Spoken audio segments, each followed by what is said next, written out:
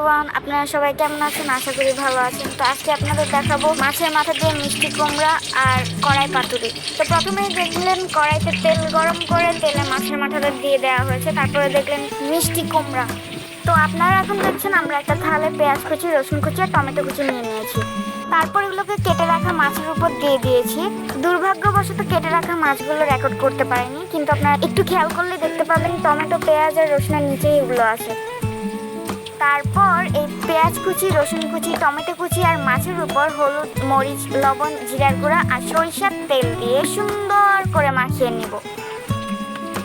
বলে রাখা হলো আমাদের এখানে কলা পাতা পাওয়া যায়নি, তাই আমরা কড়াইতে রান্না করেছি বলে এটা কড়াই পাতুরি বলা হচ্ছে।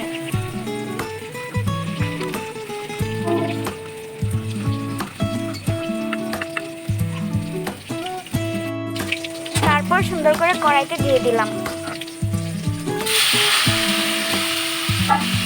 তারপর আস্তে আস্তে নাড়তে থাকবো।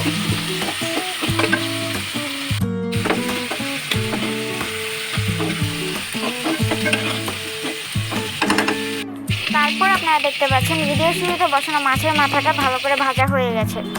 তারপর যেই তেলে মাছের মাথাটা ভাজা হয়েছে সেই তেলে 5 ফোড়ন দিয়ে মিষ্টি কুমড়া দিয়ে দিব। এরপর মিষ্টি কুমড়ায় লবণ, হলুদ, সামান্য পরিমাণে মরিচ দিব সুন্দর কালার আসার জন্য। তারপর জিরার গুঁড়া দিয়ে দিব।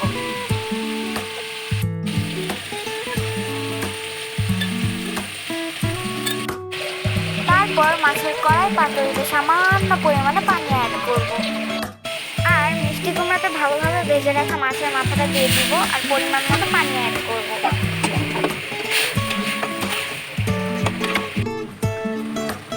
আর একটু ফ্লেভারের জন্য আমরা দোনটা তরকারিতে কাঁচামরিচ দিয়ে দিব।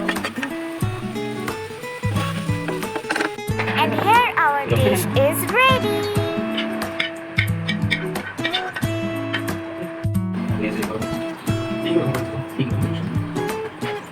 এই দেখুন কি সুন্দর আমার মা সুন্দর করে টিফিন বক্সে সবগুলো খাবারকে সাজিয়ে দিচ্ছে আমার বাবার অফিসের জন্য। আমাদের ভিডিও যদি আপনার ভালো লাগে তাহলে একটি লাইক দিন এবং আমাদের একটি ইউটিউব চ্যানেল আছে সেটাকে সাবস্ক্রাইব করে দিন। ধন্যবাদ।